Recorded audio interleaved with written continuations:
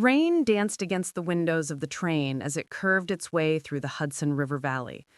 Cassie Avery stared out, her reflection superimposed on the blurred trees.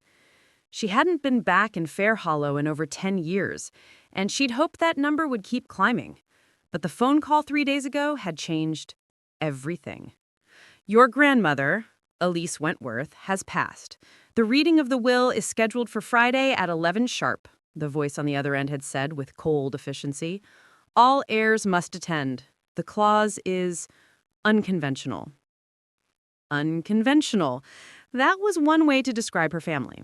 One of the most powerful and well-known names in East Coast politics. Elise Wentworth had been the matriarch of the empire, the buttoned-up portrait of high society charm masking a heart made of ice. Cassie still remembered the last time she stepped foot into the Wentworth estate. She was 16 and crying on the polished marble of the foyer, suitcase in hand after being told to leave and never come back. The train jolted slightly. She blinked. Her reflection stared back, hard eyes, dark hair scraped into a high ponytail, minimal makeup. Nothing like the girl who'd been expelled from her own bloodline. Success had shaped her into a woman who wore armor in the form of tech-based wealth and emotional isolation. "We'll be arriving at Fair Hollow Station in 10 minutes, announced the conductor. Cassie swallowed hard and tucked a sleek leather laptop bag under her arm. As she stepped off the train and onto the slick platform, the misty drizzle greeted her like an old ghost. Everything about Fair Hollow whispered of memory. The claustrophobic, antique architecture, the ivy-covered walls of the private academy down the road, the silence too steeped in secrets. A black town car waited at the curb. Cassie had declined the driver her father offered. There wasn't a chance in hell she would rely on his hospitality. The driver she'd hired gave her a curt nod as he took her luggage. As the car pulled away from the station, she let her gaze drift to the town beyond the fogged window. Rows of boutiques, fresh-faced mothers pushing strollers, old money men sipping cappuccinos at brick-walled cafes. The carefully maintained appearance of a place where nothing bad was ever acknowledged. The Wentworth estate came into view like a thundercloud, looming along the cliffs that watched over the Hudson. The mansion was unchanged. 3 stories of colonial brick, flanked by Grecian columns and a wrought iron gate topped with lion motifs. The house had always felt like it was watching her, too. "Here we are, Miss Avery," said the driver as he pulled into the circular driveway lined with manicured hedges. Cassie stepped onto the gravel and inhaled sharply. The scent of wet stone and lavender-patched hedgerows crashed back from childhood summers that ended in dinner parties, lockjawed smiles, and scoldings doled out behind closed doors. She glanced up. The windows of the mansion stared back, dark and still. The doors opened before she could knock. A familiar, reedy figure stood in the entry. Margaret, the housekeeper who had once snuck her cookies when she'd been grounded for speaking out of turn at a family fundraiser. "Miss Cassandra," she said with a tight, respectful nod. "It's been a long time." "Too long," Cassie murmured. "You have your grandmother's eyes," Margaret added, her voice laced with something between grief and caution. Cassie offered no reply. Grandmother's eyes, maybe, but none of her coldness, thank God. Inside, the house was frozen in time. Portraits of somber ancestors lined the hallway, men in military dress, women in pearls, and judgmental expressions. She could smell polish and roses, rigid tradition preserved in velvet and old money. She heard voices ahead, laughter, clinking glasses, as if it were a reunion. Cassie's stomach turned. She walked into the grand parlor with guarded steps, eyes scanning the gathered crowd of relatives. Her father, Curtis Wentworth, turned and smiled. A senator now. His tailored navy suit blended perfectly into the decor, American aristocracy personified. "Cassie," he said, stepping forward, as if he hadn't cut her off a decade ago with a single signature on a legal document voiding financial support and removing her from the family trust. "I'm glad you could make it." "Are you?" She didn't answer, just stared, daring him to drop the act. From behind him emerged Rachel Wentworth, her first cousin, and perhaps her most significant rival, Harvard Law, family's chosen heir, media darling. Even now, in a crisp cream pantsuit and unscuffed Louboutin heels, Rachel looked like she'd stepped off the front page of Vanity Fair. A sharp smile danced on Rachel's lips. I almost recognized you. So used to seeing you in Forbes with your hoodies. Glad you remembered how to dress for a family occasion. The dig was petty. Cassie smiled back. Looks like I still have better PR than Uncle Henry's latest merger meltdown. Shame about that stock crash. Rachel's eyes narrowed slightly, but her smile held. Margaret cleared her throat. The lawyer is ready. If you'll all follow me, the reading will take place in the library. Cassie trailed behind the herd of designer handbags and bespoke suits, past the sweeping staircases and chandeliers into Elise's lion's den, the library. Dark oak shelves lined the room filled with dust-covered wisdom. A crackling fireplace leapt to life behind the lawyer seated at the central desk. She recognized him, Andrew Morgan, the family's estate attorney for decades. His silvery hair and precise posture made even grief look like contract. Please, everyone, take a seat, Andrew said, voice low and deliberate. Mrs. Elise Wentworth's final wishes are outlined in this document before me. Be advised, her will contains a unique clause. All parties mentioned are bound to it if they wish to receive their inheritance. Murmurs rippled through the group. Cassie raised her eyebrow. Always the queen of the dramatic act. Even in death, grandmother was setting traps. Andrew placed his glasses onto the bridge of his nose and cleared his throat.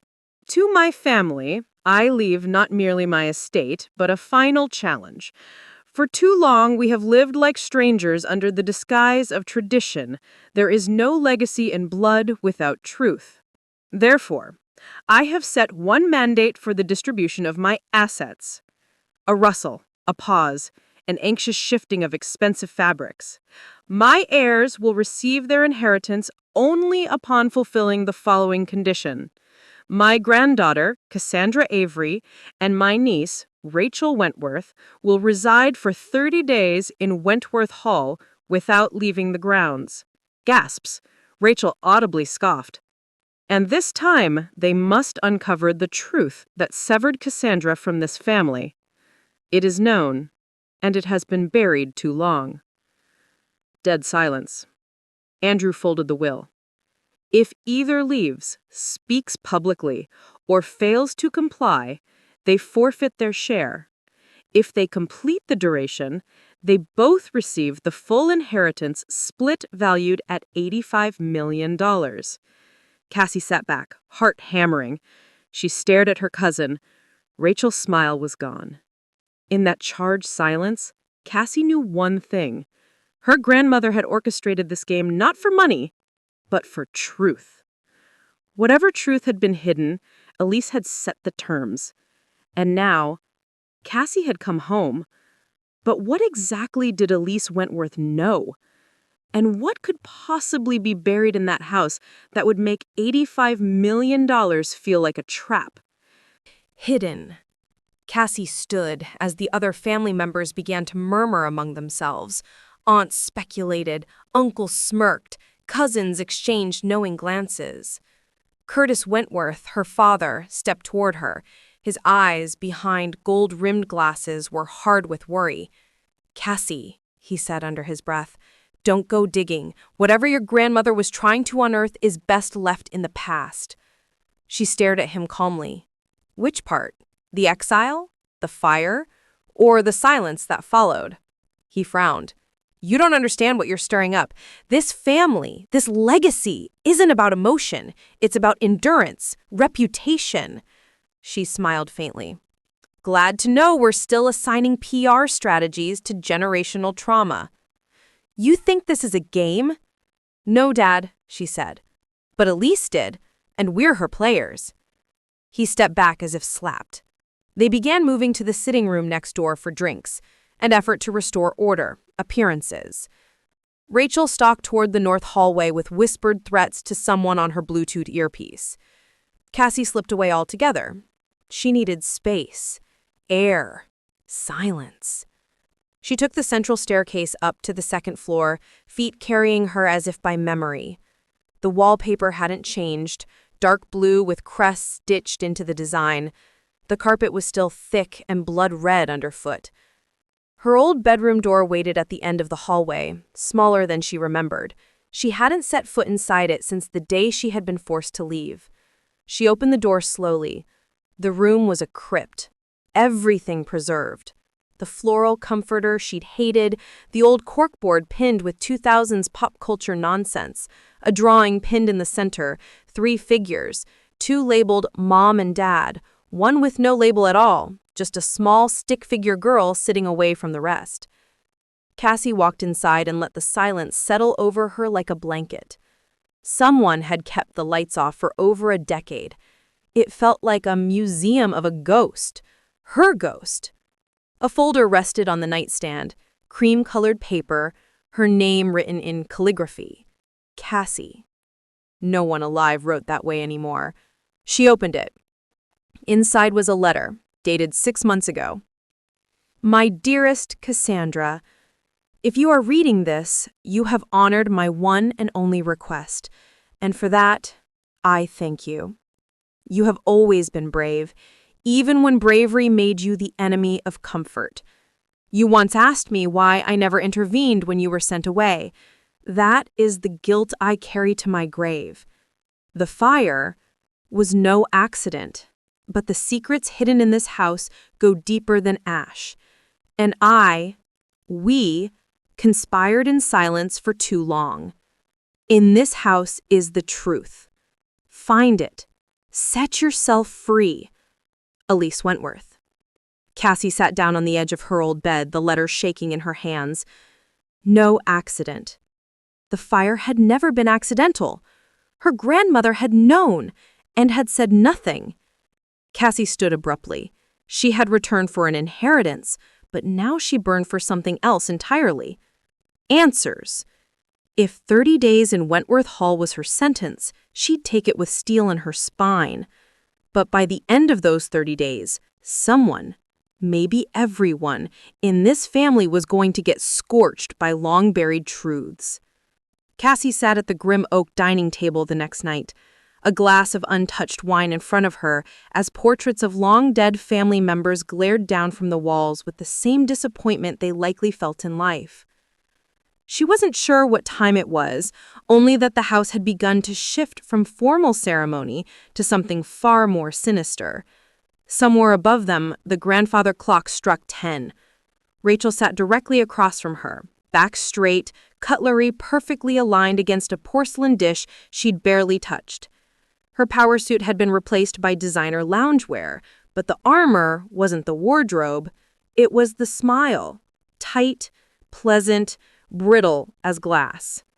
You haven't said much, Rachel said calmly, slicing a single green bean in half as if it had wronged her. Cassie raised her eyes. Neither have you. Rachel leaned back. I thought we were waiting for the ghost of Elise to rise up from the pantry and reveal where the bodies are buried. Cassie's gaze lingered a second too long before replying. You sound nervous. Is there something you think she might reveal? Rachel smiled, wide, cold. You're really going to lean into this haunted inheritance thing? Only if you're scared of what we might find. Please. Rachel dabbed her lips with a napkin. You think she left some smoking gun, a diary, maybe confessions? That fire happened 15 years ago. Whatever drama cost you your golden ticket into this family died with the flames. Cassie didn't answer. Her mind was still racing from Elise's letter. The fire wasn't an accident. It circled her thoughts like a hawk on the hunt.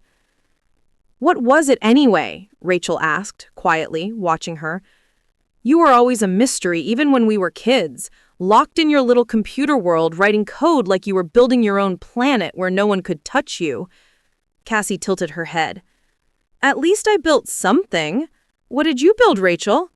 A campaign on the bones of the family name, a media-friendly smile, and 0 people who'd call you a real friend? Rachel flinched just slightly. Then she grinned. Touché. They were the only residents of Wentworth Hall now. The lawyer had arranged for Margaret to come during the day to prepare meals and clean shared spaces, but by 7 p.m., the house was theirs alone, and the staff were under strict instruction not to intervene in special rooms of the estate. Cassie intended to begin exploring those rooms tonight. After dinner, Rachel vanished upstairs, probably to her war room, the east-facing study she'd already claimed. Cassie waited 30 minutes, then slipped out of her room, dressed in black yoga pants and a hoodie. She moved like shadow through the halls. She didn't go to the scene of the fire. Not yet. That wing had remained closed off for over a decade, and she knew better to chase ghosts without a plan. No. Her first step was the study across from the library, the writing room Elise used to call it. A small private office sealed after Elise's declining health stopped her from roaming the upper floor. The doorknob was still locked. Cassie pulled a thin toolkit from the inner pocket of her hoodie. One of the advantages of spending years in digital espionage was picking up a few physical security tricks along the way. 30 seconds. 2 clicks. Click. The door creaked open. Dust, dim light, old wood floors, the smell of sandalwood. This room had remained undisturbed. A silver-framed photo of Elise as a young woman standing beside a man in military dress, my grandfather, long dead, forever frozen in glory. There wasn't much to see. A built-in bookshelf lined with aging novels, a hand-carved desk. A drawer that, Cassie noted immediately, had scratches near the lock. Her pulse jumped.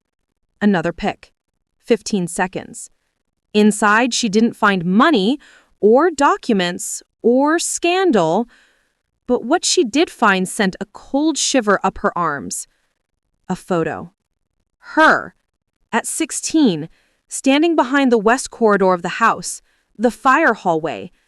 In her hand was something, an inhaler, a canister. The date on the back was written in pen, May 23rd, 2010. 2 days before the fire. Cassie blinked, throat tightening. She swore she'd never seen the photo before. She'd never even known anyone else was there to take one. Lying beneath it was an even more confusing item. An access card in a sealed plastic sleeve. It looked like the kind used in server buildings or underground government complexes. Across the top, ADC 6 access, clearance private, ID is Iris. Cassie flipped it over. No name. Just a barcode and a black magnetic strip. She suddenly felt watched. Snapping the drawer closed, she stashed both findings into her hoodie and exited the room quietly, locking it behind her. Back in her room, she sat on the bed and examined them again. The card was unfamiliar, but if her instincts were correct, it belonged to someone else entirely. Cassie had consulted for dozens of firms and government institutions under aliases, but this wasn't hers. Iris was an alias that she remembered all too well. She had used it once, when she was 16, on a hacked internal database mapping the family's financial donations to classified government operations. Cassie whispered aloud, "No way." The fire, the camera, the alias. Someone had known what she was digging through.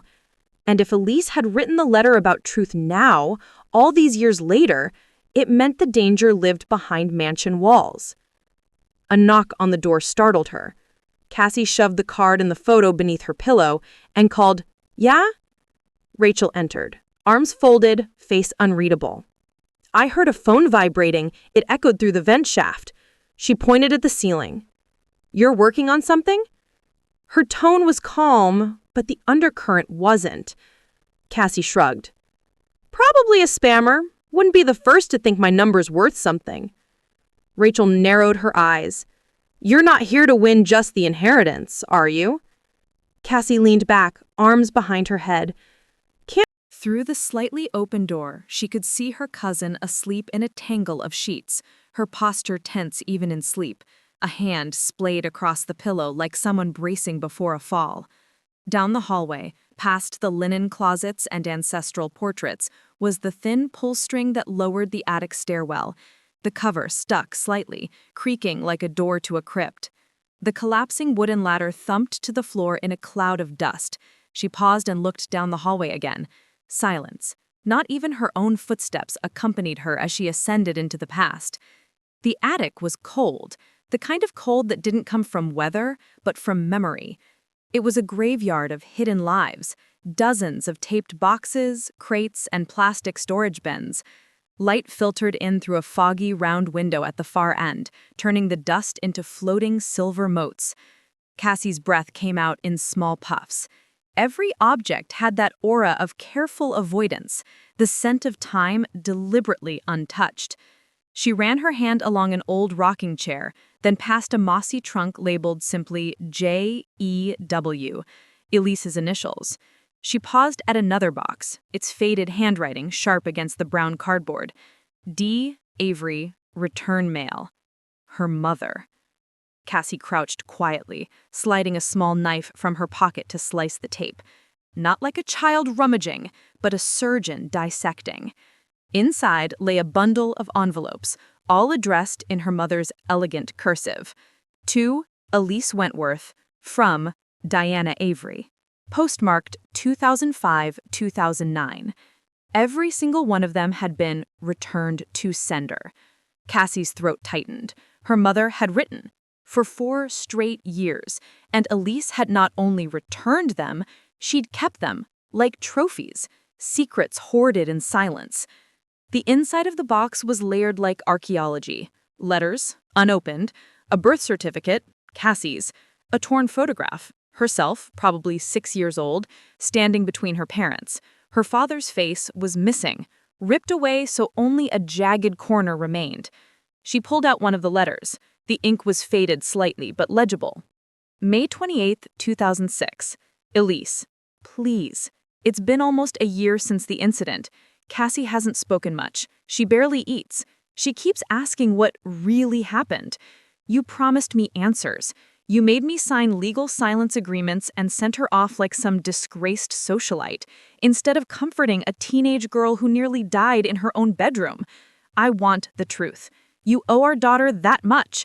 She has the right to know what started the fire, and more importantly, what you're so desperate to hide.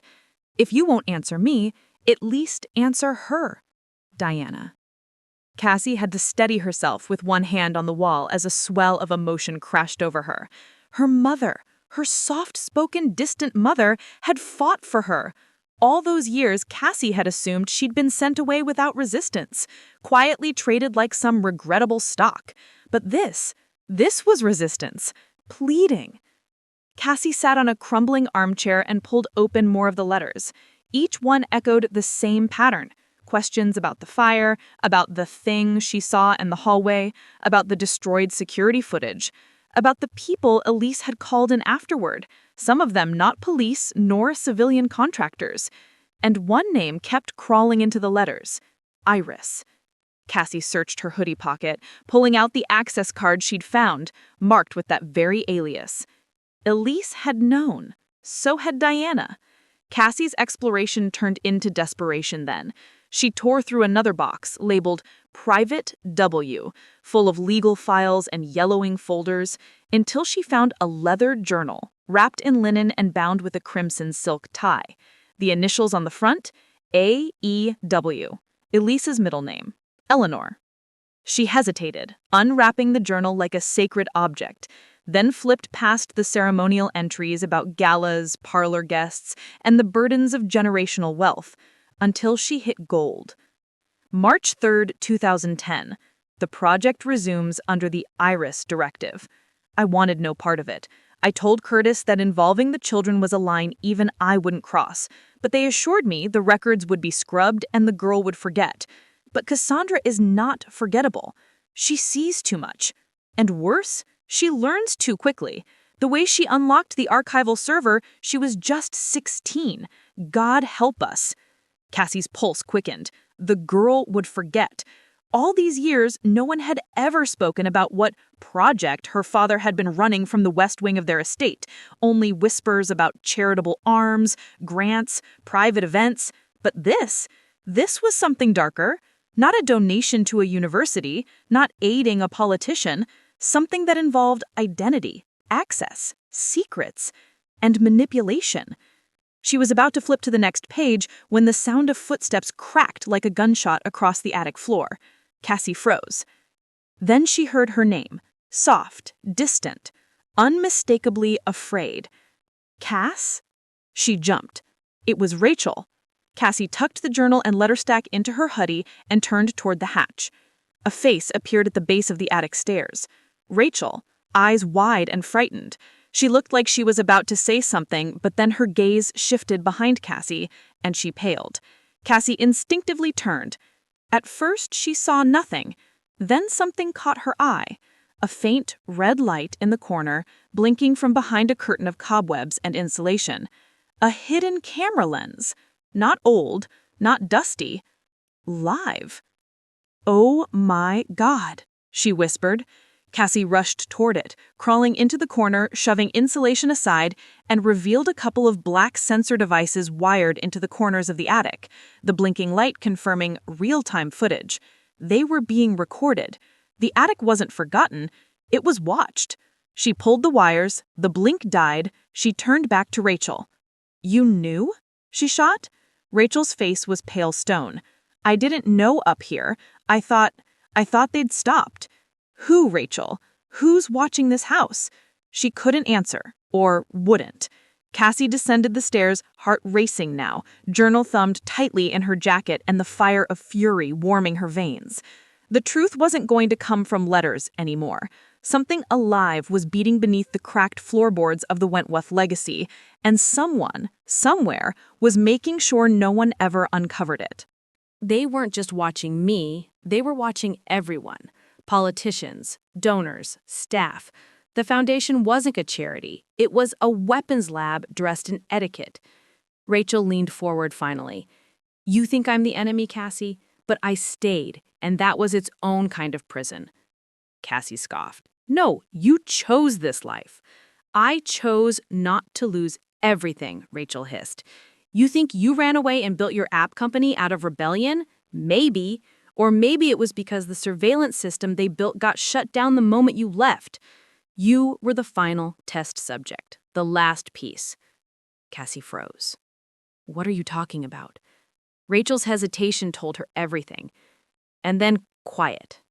"They used you, Cassie.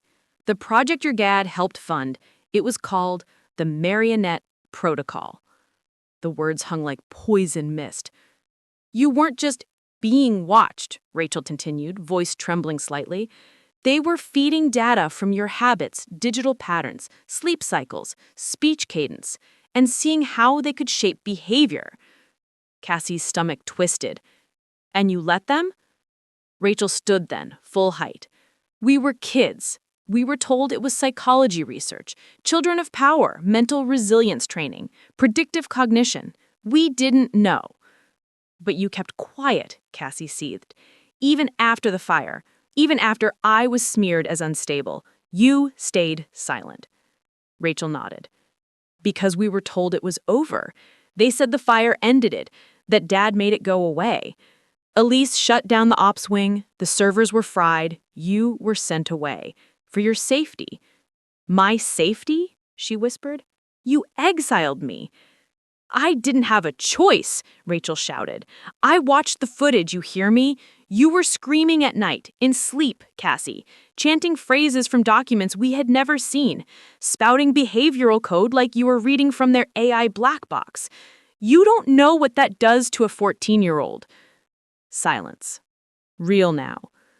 Dark, sobering silence. Then Rachel added quietly, "You weren't the only one recording back then." Cassie turned, alarmed. "I have backups," Rachel said. "Years ago, when I caught on to what might still be running, I took what I could get." "Show me."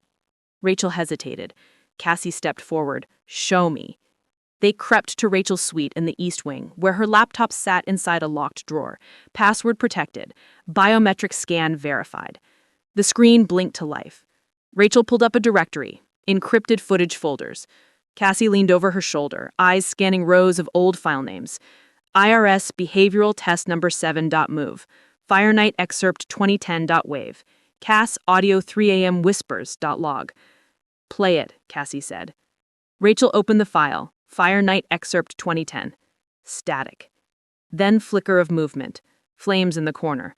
A girl, Cassie, barefoot, facing an unlit hall mirror, head slightly tilted. Lips moving but no sound. Then she looked up into the lens. Right at the camera. Eyes wide. Mouth opened. Static. Then black screen. Cassie didn't breathe. Her heart was thunder inside her ribs.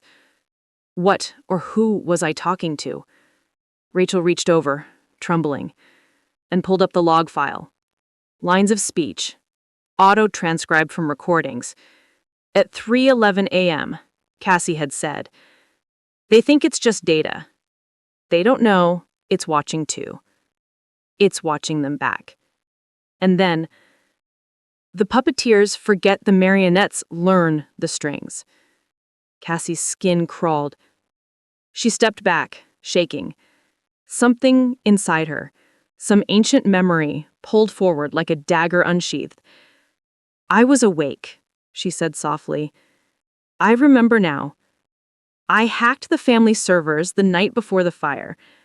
I knew I wasn't supposed to, but I got access. I thought I was proving something, that I wasn't just the weird creative kid." She looked up at Rachel, then whispered, "I found Project Marionette, and I tried to shut it down." Her hands trembled. "I blacked out after inserting a virus into the R&D server. The fire triggered hours later." "You think you caused the fire?" Rachel asked, stunned. Cassie stared at her own reflection in the monitor. "I think I was the last spark they didn't expect."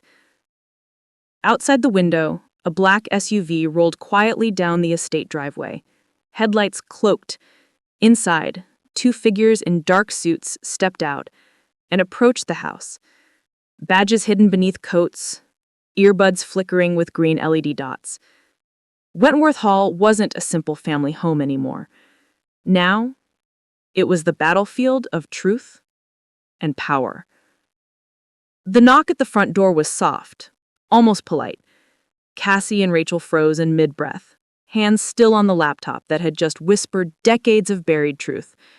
Outside, the east wing window, the black SUV still idled in silence.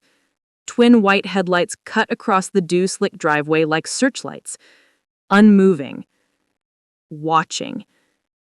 The knock came again, firmer this time. A vibration traveled up Cassie's spine. "Don't answer it," Rachel whispered. "I need to." "We don't know who they are." Cassie stood, the laptop still humming behind her. "They'll come in whether we open the door or not." Rachel looked like she wanted to argue, but followed her anyway. They passed down the wide hallway towards the foyer together, silence clinging like a fog.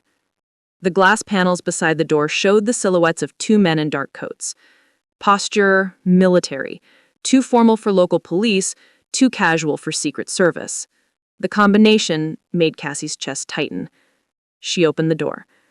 The taller one stepped forward, flashing a badge with 3 letters that made Cassie's blood run cold. ODI. Office of Domestic Intelligence. A little-known corner of national security, conspiracy's favorite alphabet soup. "Cassandra Avery?" he asked. Cassie's eyes narrowed. "It depends on who's asking." He smiled faintly, as if used to distrust. "Agent Reeve, this is Agent Dalton. We're from the ODI. We're investigating a matter related to a cybersecurity breach. We'd like to ask you a few questions regarding your past work with the Wentworth Foundation." Rachel stepped in front of Cassie. "Excuse me, before you start asking questions, do you have a warrant?" Agent Reeve didn't seem offended. He just held up a folder. "This is a formal inquiry, not a forced entry. But if we don't get cooperation, things can go another direction."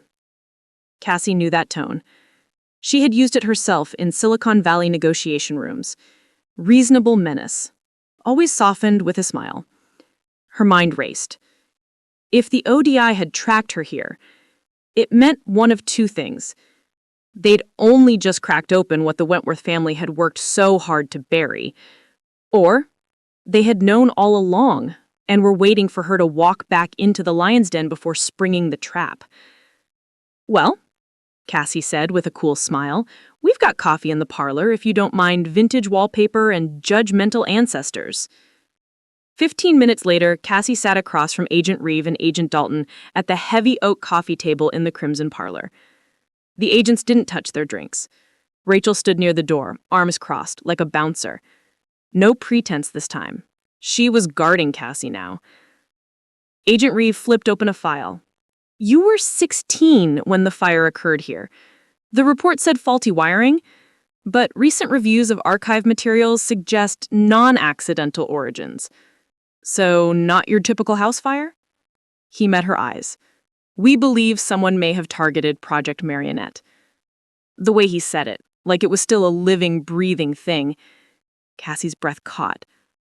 "I thought Marionette was decommissioned," she said, watching for flinches. "Elise's journal said the servers were fried, that the program ended with the fire.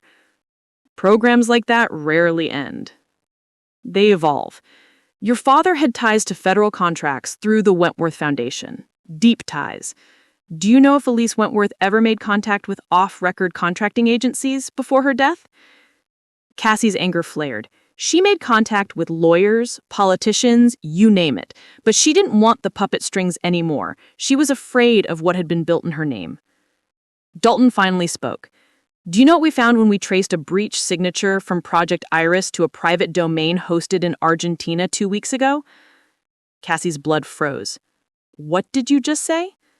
Dalton looked at her closely. "A mirror of the Wentworth data servers. Archived. Hidden. Someone copied the entire behavioral archive of children tested under Project Marionette protocols, including you. Files that should not exist.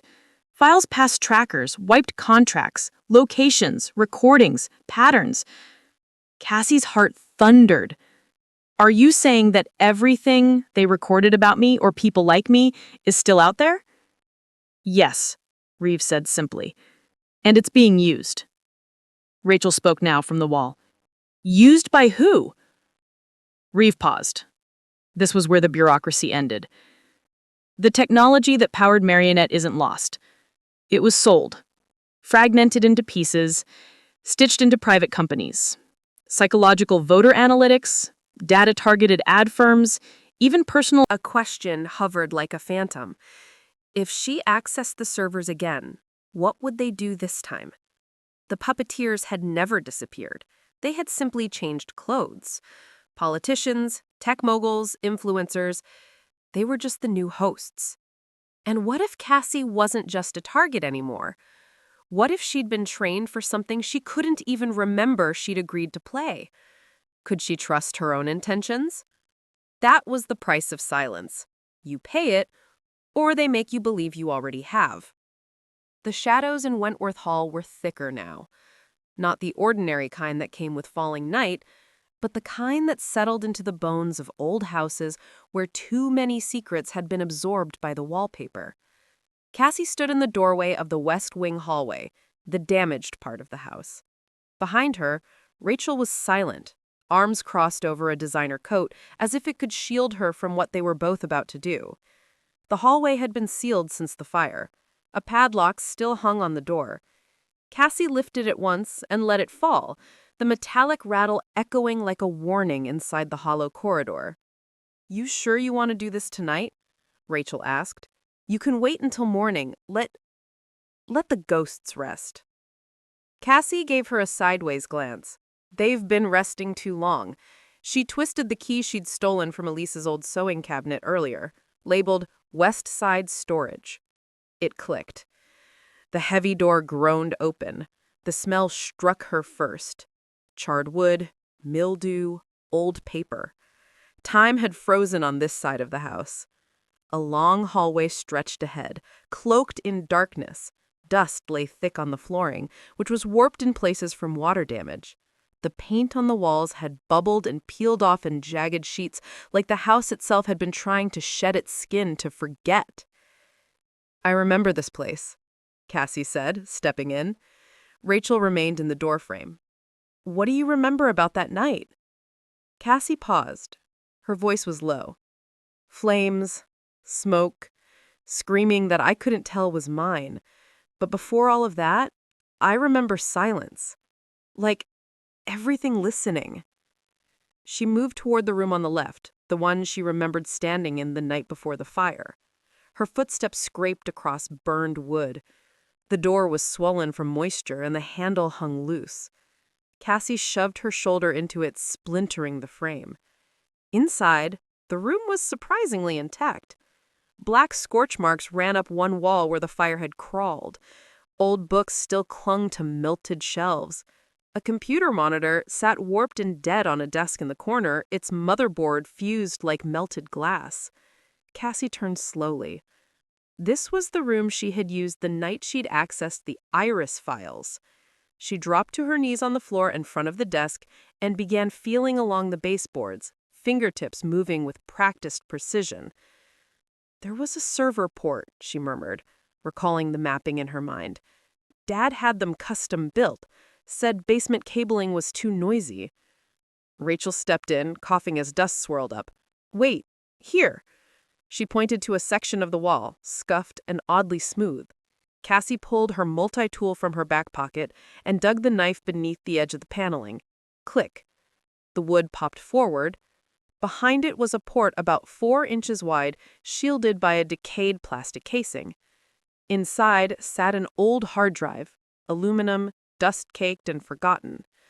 Cassie stared at it like it was a time bomb, because that's exactly what it was. She pulled it free. Her laptop was already open. She hooked the ancient drive in with a specialized adapter, and the screen flickered. A single folder appeared. Archive_Wentworth X7. Rachel leaned over her shoulder, murmuring, "Let me guess, password protected?" Cassie typed in one word, Iris. The folder opened instantly. Inside, dozens of documents, old chat transcripts, voice memos, screenshots, unpublished academic papers, research logs dated from 2005 to 2010, digitized therapy session summaries, sleep pattern graphs, and video feed _Cass_052409.mov. Cassie hesitated, then clicked. Static. Black and white. Angle. Overhead. Location. Her childhood bedroom. She was asleep. The camera zoomed in. 12-year-old Cassie stirred once, then sat bolt upright. In the grainy footage, her mouth moved. Her hand reached to the nightstand and retrieved a notepad. Even without audio, even in glitch-ridden monochrome, Cassie knew what she was seeing. She was recording. Rachel leaned in closer, eyes wide. What the hell is she? Oh my God.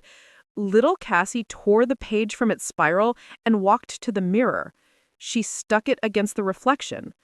The page read, "It hears you too." Then the feed crashed to black. The second video was labeled accesslog_Cass_room_audio.wav. Cassie slid her headphones on and pressed play. The tape was degraded, skipping seconds, garbled, but 2 words rang out in clear amid the static, over and over, in her own 12-year-old voice. They're tracing patterns in the children. They're writing personality code. Marionettes without strings. Watch them dance. Cassie pulled the headphones off, hands shaking. Underneath the sound files were folders marked with initials, not names. Subject A7, Subject C4, Subject R2, Subject M9. She clicked on C4. A photo opened. A surveillance image of a young Rachel, accompanied by Autonomous Reflection Test, Subject C4. Impact evaluation, social camouflage at acceptable levels. Exposure to Subject A7 results in elevated, unpredictable patterning. Recommend minimization of contact. Cassie recoiled. They tested our interactions? Rachel sat back, jaw clenched. Years. They were profiling us for years. More phrases leapt out from pages of logs.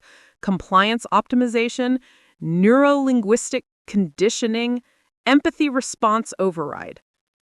Cassie's eyes locked on one more document titled Containment Protocol, Subject A7. She opened it. Inside, Subject A7 is displaying persistent pattern deviation, cognitive resistance to stimuli, and high recall of classified inputs presents increased risk.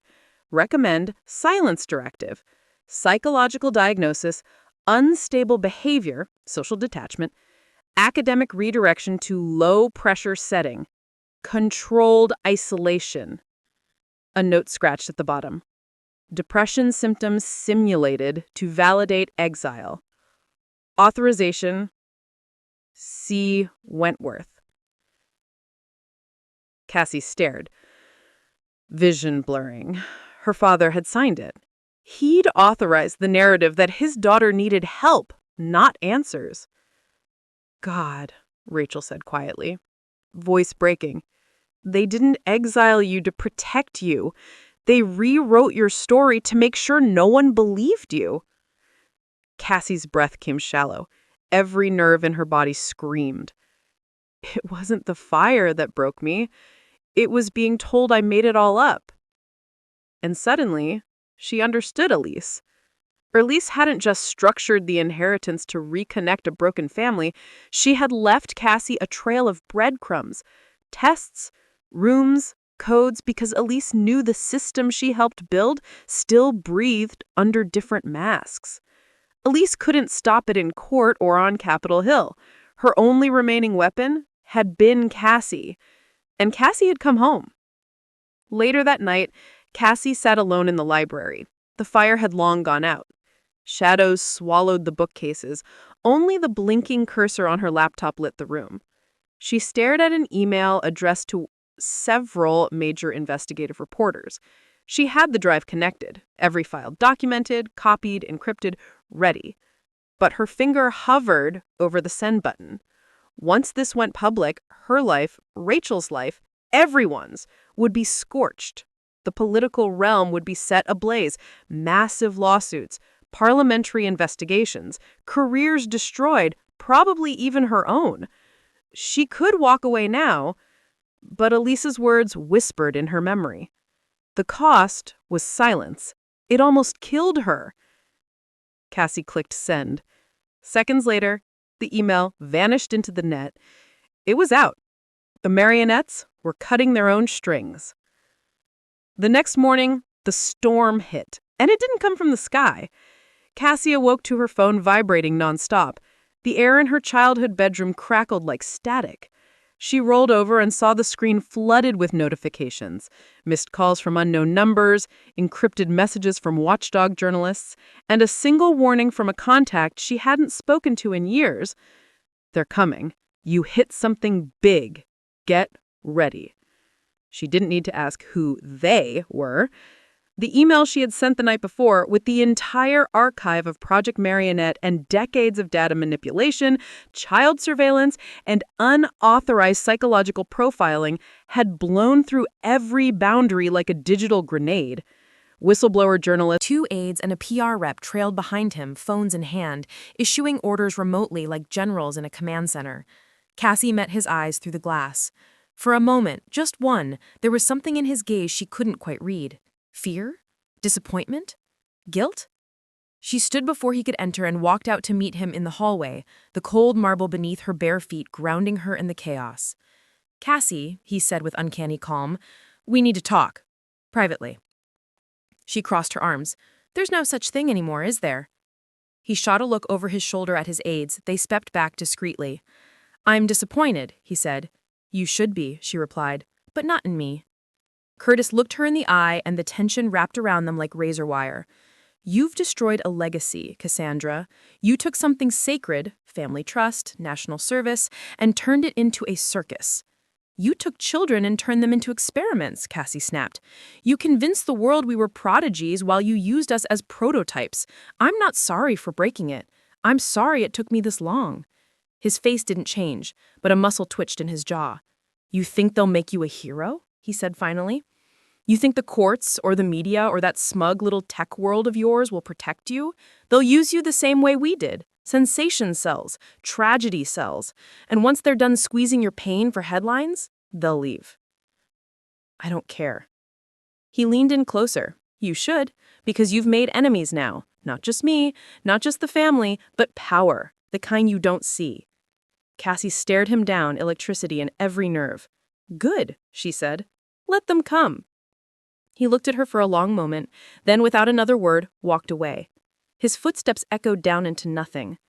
Later that night, Rachel sat beside Cassie on the cracked steps of the West Wing balcony, now cleared of caution tape and ruin.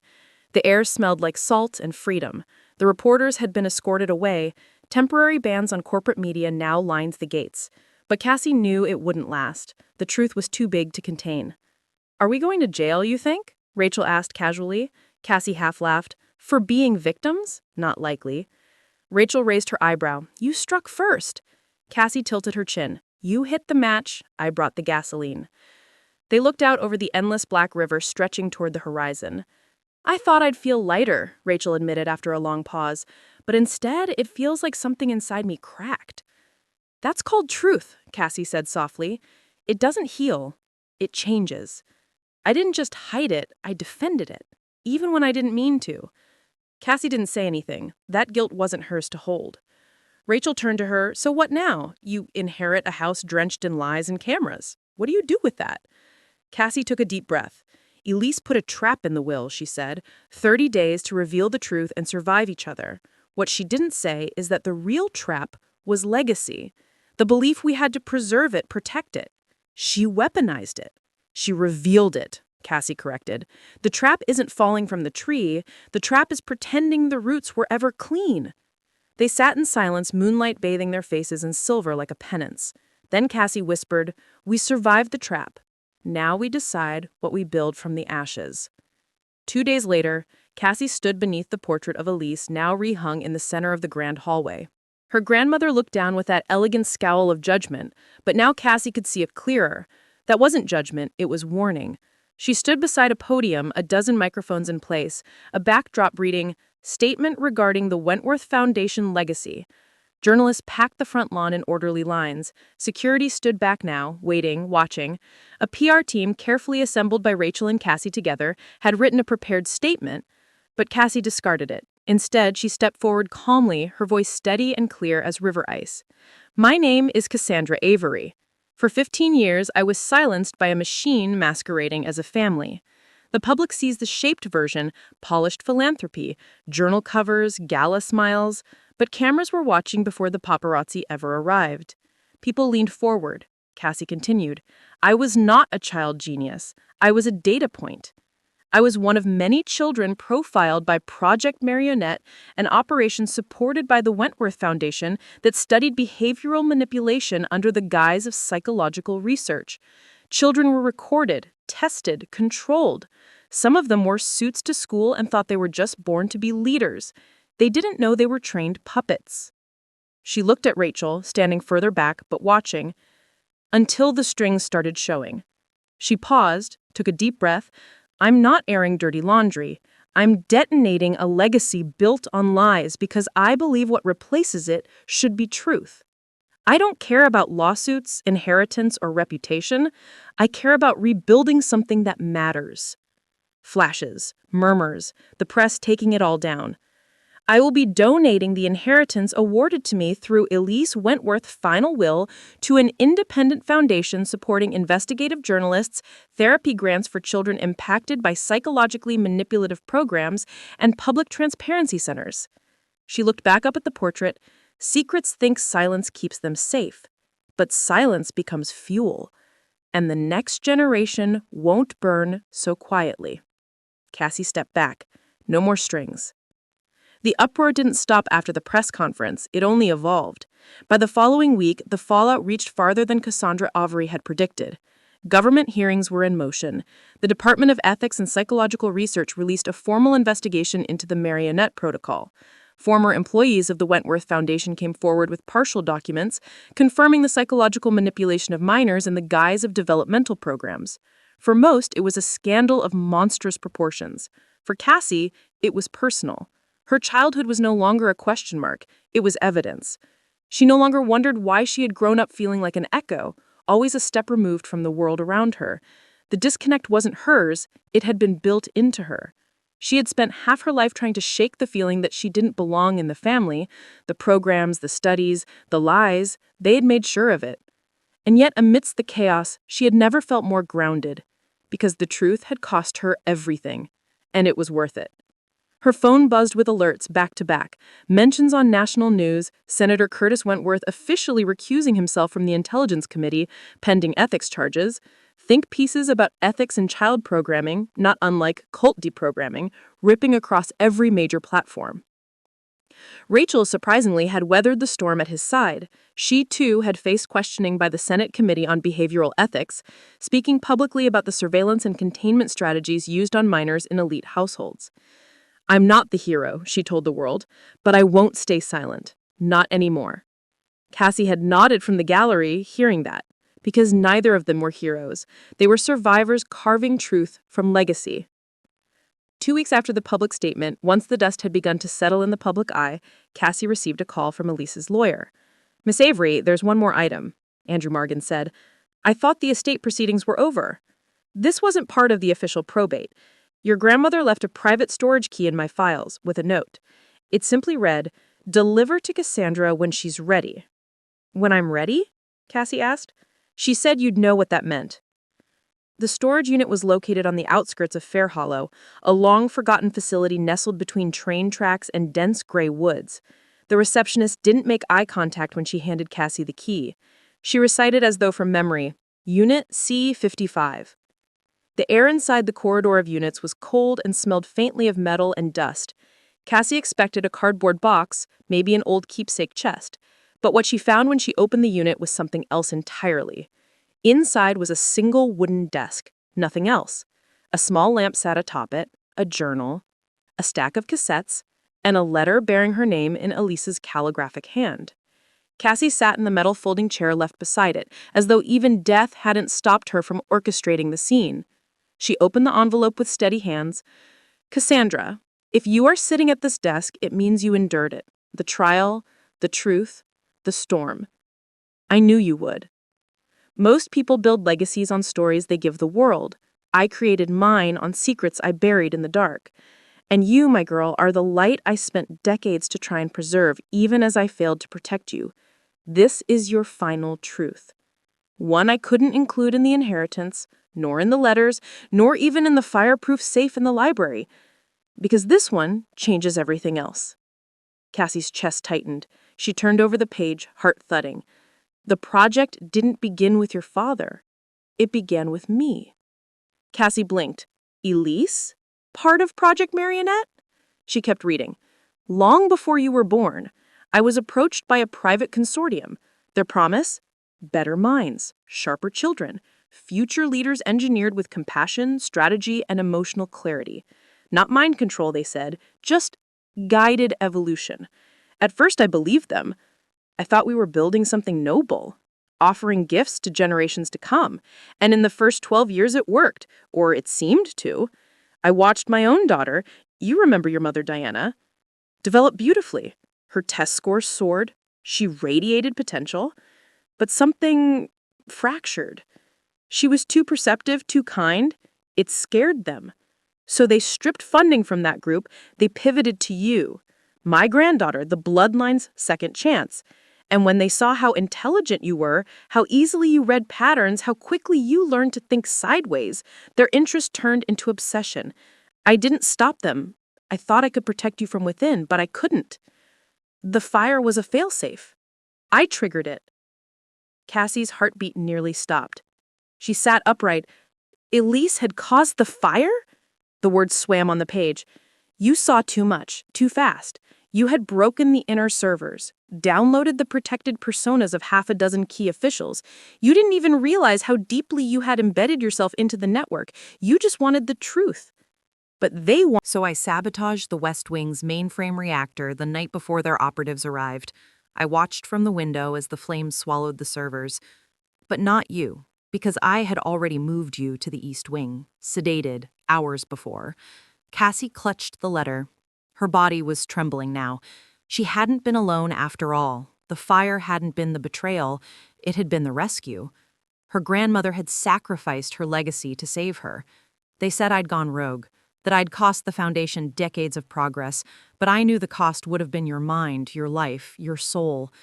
They never forgave me, but I didn't ask them to. This desk contains the final archives I protected from the program before I destroyed the rest. Your tests, unadulterated. Their surveys, falsified. A voice recording of your mother the night before she walked away from the house dreaming of keeping her children safe. Cassie reached across the desk and pressed play on the tape recorder. The hiss of static gave way to a soft, familiar voice. "Elise," Diana's voice said, weary yet measured, "if you won't shut it down, at least let me take her with me. The world can be cruel, but this is institutional evil wrapped in wallpaper. She's starting to crack, and they're going to tell her it's her fault." Elise's reply followed, tight, trembling. "I'm pulling her out. I've made arrangements. Get ready to leave tonight." But she never did. Cassie now understood why. Something had stopped Diana. Something or someone had trapped Cassie inside the program for years after. Elise had tried to rescue her, maybe her mother too. But the house, the name, the legacy had swallowed them all. The manipulation ran too deep. Cassie carefully folded the letter and tucked it inside her coat. She stood, walked to the back of the unit, and opened one final drawer Elise had left behind. Inside, a clipping from Cassie's very first design award as a teen, a Polaroid from her 6th birthday, a ticket stub from a ballet they once saw together, and a handwritten note scratched below, "For every moment I failed you in life, I tried to preserve you in death. Don't just expose them, end them." Cassie felt the tears come, and this time, she didn't stop them. That evening, she returned to the estate one final time. The 30-day requirement had passed. The lawyers had all checked their boxes. The inheritance had been distributed. The estate was now legally hers. But legacy wasn't measured in money. It liked to rot in walls and whisper in marble. Cassie walked through the grand hallways under the quiet closing of twilight, her boots echoing a final goodbye to those who had used the house as a prison every bit as much as a throne. At the main hall entrance, she taped Elise's letter to the old family crest painted above the archway. And then she walked into the foyer, found the antique lockbox Elise once stored guest keys in, and set it on fire. The flames danced in the doorway, licking at polished wood and velvet drapes. Let this place burn anew, she thought. Let this house of shadows be reborn in light. The fire didn't consume the estate. Cassie made sure of it. Her gesture had been purely symbolic, controlled, contained to the lockbox sitting just inside the entryway of Wentworth Hall. The flames hadn't reached the drapes or the paintings or the floorboards soaked in generations of secrets, though part of her wished they had. Instead, it left behind a blackened strip of scorched oak as a reminder. The public might forget in time, the tweets would fade, the cameras would move on, but truth, when set loose, never disappears entirely. It echoes, it mutates, and eventually it finds its voice again. Cassie had simply been its microphone. Now, the story wasn't hers alone. It belonged to the world. But first, she had one more story to write. 6 weeks later, the fall sun glinted against the glass high-rises of Manhattan as Cassie stepped through the doors of the Freedom Project Foundation. Sleek, unapologetic, modern. The lobby was all steel beams and natural light, intentionally transparent. Nothing hidden, everything revealed. She greeted the director, a firebrand investigative journalist named Tatiana Vera, a woman who had survived exile from 3 news networks for pushing the envelope. Cassie had offered her the leadership position the day after the Marionette trials went public. This isn't just a nonprofit, it's an unlegacy. We won't build statues here, we're going to dismantle them, brick by brick. No board, no politics, just truth? Just that. And so the Freedom Project Foundation was born, a sanctuary for whistleblowers, a platform for independent investigators, a vault of reconstructed histories for those who deserved to know how they'd been shaped, sometimes without their consent. The first campaign, Restoring Childhoods, It offered therapy, education, public apologies from institutions that participated in covert profiling of children, and grants for victims to take ownership of their own stories. Cassie had donated the entirety of her inheritance into the foundation, and more. The media ate it up as a redemption arc, but Cassie didn't feed them the fairy tale they wanted. Behind every camera lens, every puff profile, she pointed back to the truth. "I'm not a victim," she said, "but I was a subject, and so were countless others." She didn't smile, she didn't cry, she just named it, without shame. That was the real revolution. 1 month later, Wentworth Hall stood silent again. The estate had been emptied, its valuables sold off, the art tucked away into museum collections, the antiques donated to ethics museums as artifacts of manipulation, evidence, not heirlooms. The house itself had been rezoned, and today it was being demolished. Cassie watched from the edge of the lawn, standing with Rachel, 2 cups of coffee in hand, one shared gaze between them. The demolition crew stood by, waiting for the signal from the city. "You sure?" Rachel asked. "This is still worth millions, even with the scandal." Cassie didn't blink. "Some things shouldn't be salvaged." She handed the foreman the signal flag. The crew moved into position. The first wrecking crane swung forward, slow as a pendulum. The impact was deep and brutal, a groaning, fracturing of architecture that had once been called American elegance and now felt more like a mausoleum. Bricks flew in heavy chunks, glass shattered in limp, silent submission. Room by room, the legacy collapsed under its own weight. Cassie didn't look away once. Rachel slipped an arm through hers. "I used to think this house was power," she said quietly. "Now it just looks small." "You survived it," Cassie said, voice resolute. "We both did." Rachel looked at her sideways. "What will you tell people one day when they ask how you found the courage to blow it all up?" Cassie thought about it. Really thought. Then she said that sometimes you're not the one who has to carry it forward. Sometimes survival isn't maintaining the legacy, it's ending it. They stood in silence as the great columns leaned inward, like the house was bowing at last, bending an apology to the lives it tried to dictate. And then, with one last hit, the west wing crumbled. The same place where she had stared at her own reflection years ago, whispering, "It hears you too." Now there was nothing left to hear, just wind and dust and peace. 2 months later, Cassie stepped off the stage to a standing ovation, not applause for fame, but recognition. The summit had been organized on short notice in D.C. She hadn't planned on speaking, but when the keynote dropped out, Tatiana insisted. The speech was streamed to millions. She stood under the lights in a navy jumpsuit, minimal makeup, and the air of someone who had come to rewrite the vows society makes with power. "I don't want your admiration," she said. "I want your accountability, yours, mine, all of ours. The systems we protect in the name of loyalty will bury us in silence if we don't call them what they are. Truth doesn't owe you kindness. It owes you liberation." The headlines the next day dubbed it the Freedom Clause. They weren't wrong. It was her own amendment to the contract she'd been born into.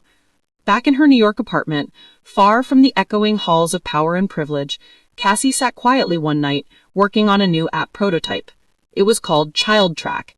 It allowed users to detect in real time whether common educational or online platforms were running psychological feedback loops based on user behavior.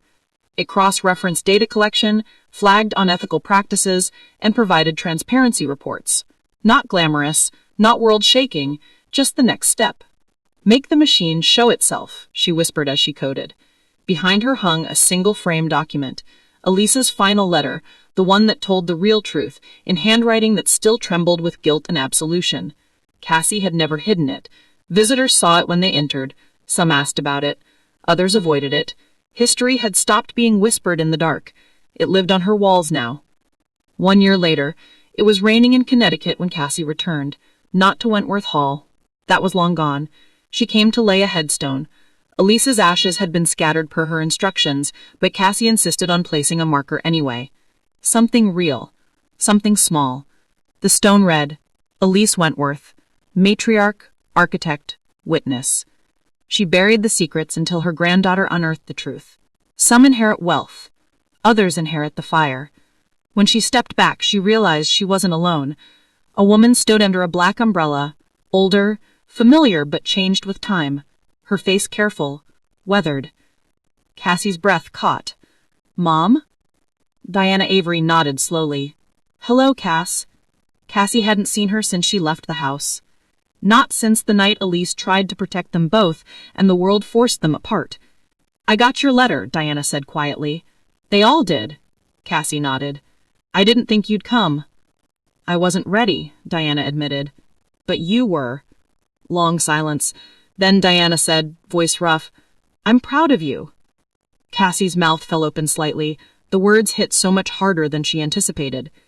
"I blamed you," she whispered, "for not fighting harder." "I did," Diana said. "Just not loud enough. Not